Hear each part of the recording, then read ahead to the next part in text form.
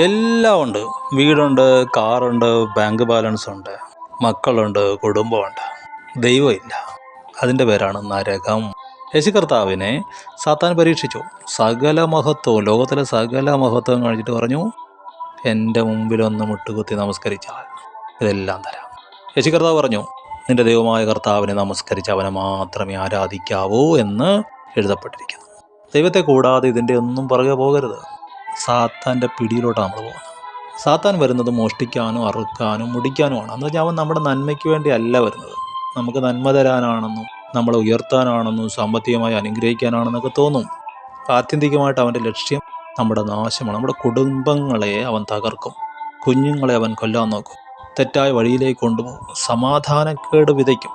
സമാധാനക്കേട് എല്ലാം കഴിക്കാനുണ്ട്. സമാധാനമില്ലെങ്കിലോ എങ്ങനെ കഴിക്കും? എങ്ങനെ ഉറങ്ങും? ക്രിസ്തുവിലിതുണ്ട്.